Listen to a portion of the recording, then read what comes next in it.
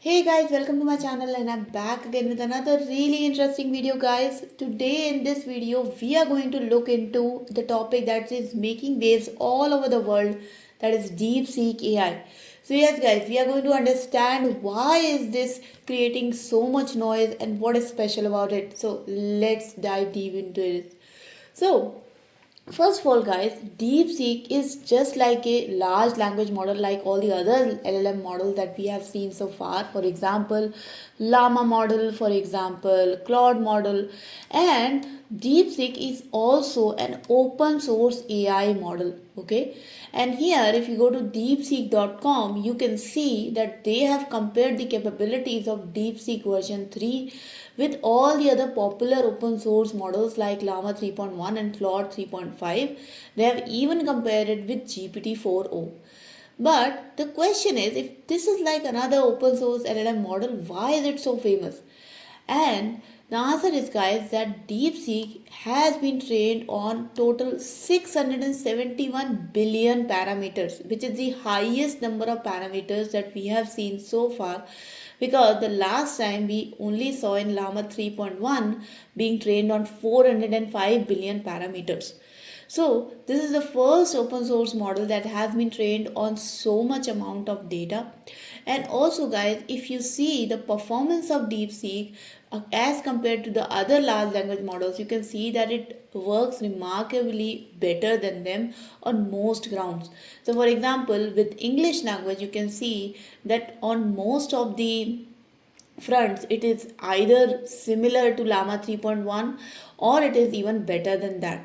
And when we look at the code capabilities, you can see that one of the most famous coding model, that is Claude, and these are the statistics of Claude. You can see that in coding wise it performs almost better on every single criteria here.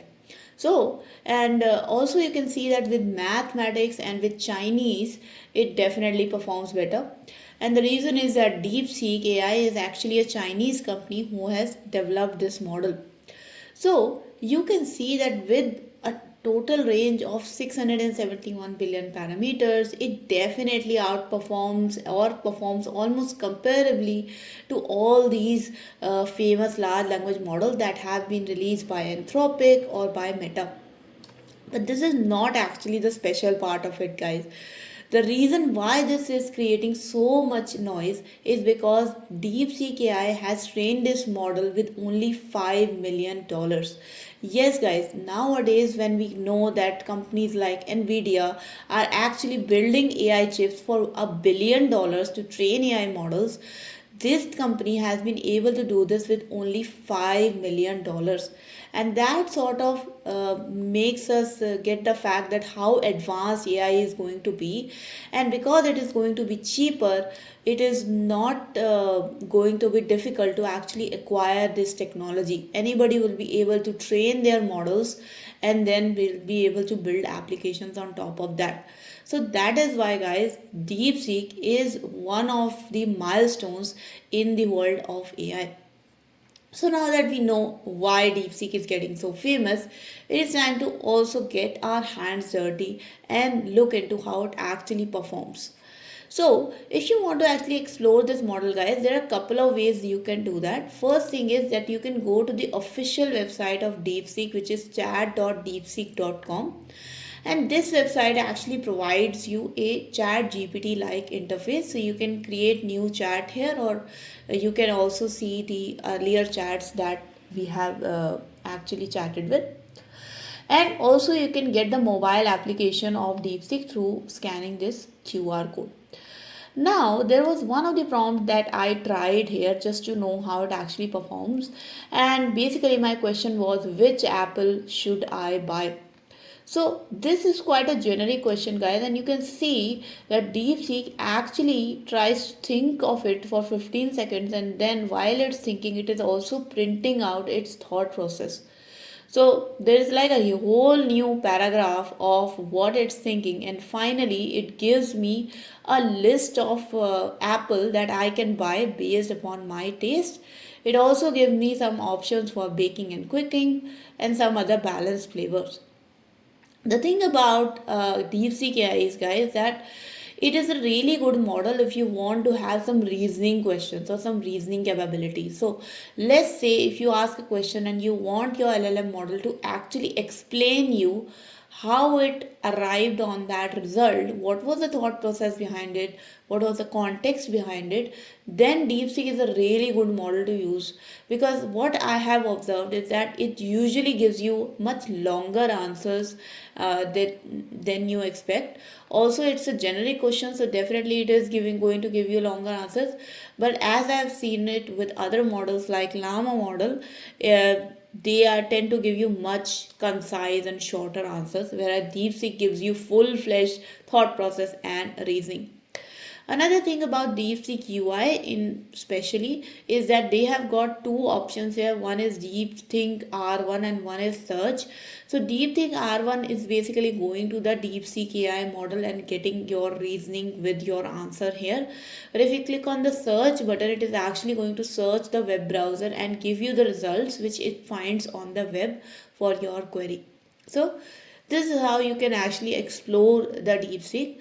But another way you can actually chat with DeepSeek is with the help of Groq Cloud. So, if you guys have been following my videos, you know that I use Groq for AI inference and for accessing AI models quite fast, and also to build applications on it. So, Groq is basically an AI inference company, and if you go to their website consolegroq.com, you will see that they have something called as playground here.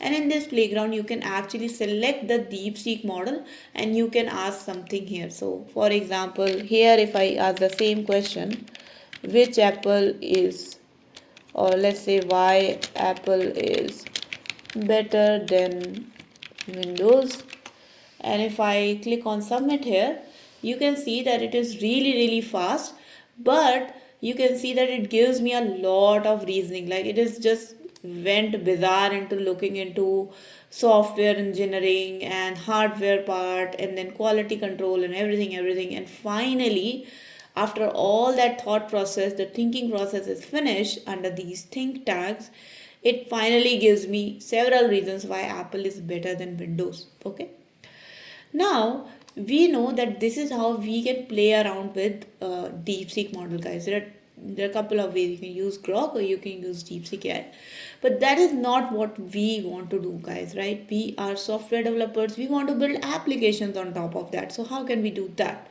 And for that, guys, again we are going to use Groq Cloud. So if you go to the Groq Cloud documentation and you click on models here, you can see that Groq actually allows you to use DeepSeek as well in its AI inference capabilities. So yes, guys, with only a simple call to the Groq service, you can actually access this model through code, and you can provide your prompt to it and you can get your answer on that prompt. And we are going to do the same. So now that we have covered a lot of basics around DeepSeek and how we can access it and what all companies can provide an interface to interact with DeepSeek, it is time to actually do that. Now, as a use case, guys, what we are going to use with DeepSeek is we are going to create a RAG pipeline. So we have got a document here which is called as Basics of Finance. It basically is a PDF file which has got some documentation about finance basics, and we are going to create a RAG pipeline and use DeepSeek to actually answer our queries. Let's see how we can do that. So the first step in creating a RAG pipeline is installing packages. You can see that I am using specific versions to ensure that I do get compatibility with the packages. So you can use the exact same versions if you want to run this notebook. And the next step is importing libraries. So I will just quickly go through this, guys, because if you want to get a deeper dive of RAG pipeline, you can watch my previous videos, and I will also give this notebook in the description below so you can access it directly. So just quickly going through the libraries, we have got our vector store index, we have got a reader for reading our our document, and then we have got some other context objects to actually create directory for our document, and finally receiving data from it. The next part here is data ingestion. The next part here is actually getting our Groq API key. So in my secrets tab here, I have got the Groq API key stored for Groq. So you can use Google Colabs user data to actually fetch that API key. And then the next part is the data ingestion. So in this step, we are just reading this PDF file. We are putting it into an object, and we are just printing out if that object is fully loaded. Next part is chunking, which is pretty straightforward. We chunk our data, or we split our data into multiple smaller pieces so that it's easier to read and it makes our process faster as well. And then here I'm just printing out if the chunking is done correctly. The next thing is embedding model. So obviously guys, we are going to create a RAG pipeline. So because we want to convert our data, our PDF English data into tokens, into vectors, we need embedding model. So this is the embedding model that I am using, which is sentence transformers, all minimum L6 V2. Okay. Next is our large language model, and here you can see I'm using Groq API to load this model, and this is the Deepseek model that I'm using. And the next part is just loading a service context. So when I create a service context, it means that I am creating a container which is going to hold all my tools to have my RAG pipeline working. So this is like a service container where I have my embedding model and my LLM model.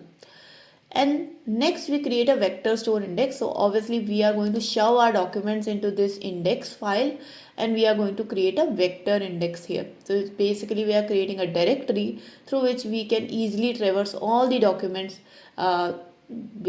We can easily traverse all the documents as per the query that has been given. So now that I have created my index, I'm just persisting it into the memory so that I can load it whenever I want and from wherever I want. I don't have to do all those steps again. Okay, so this is my vector index being persisted, and now here I am actually loading my persisted vector index into a context, and I'm loading it from the storage. Okay, so I'm again getting it from a storage context, and then from storage context I'm getting it into my memory. Now that I have gotten my index object, it is time to start querying that index. So for that I'm using index.asQueryEngine function, and I'm going to pass my same service context into it, which has got my large language model and my embedding model defined, because ultimately it is my large language model that helps us answer the queries, and that is my query engine object. Now my query is explain market bonds. So this is a document guys which is having all the finance information, and you can see that what happens with the responses. So the response gives me this think tag, and this think tag actually has got provided context with this, and it is trying to explain what market bonds are based on the provided context. So it actually gives you what all is written into the PDF about this market bonds and prints it here. And then finally it gives you the answer that market bonds are debt instruments issued by various entities, blah blah blah. Okay, so this is how guys you can see that Deepseek model is really good if you want to get the thinking and the reasoning behind the question that you are asking, and makes this really clear as well if you want to know why the LLM model came to this conclusion instead of just getting the response right away. Okay, so that was a video guys, that was a little introduction and also a small hands-on experience with Deepseek R1. I hope you guys liked this video guys, and I hope you learned something from it. If you did learn something from it guys, then please do not forget to like this video and share this video with your friends. If you have any questions, comments, suggestions, feedback for me, please do write down in the comment section below. I would be really happy to address them. And in the end, guys, if you have not yet subscribed to my channel, please do subscribe and hit the bell icon for future notifications of more such programming and coding related videos. I'll see you guys in the next video, guys. Until then, take care and bye bye.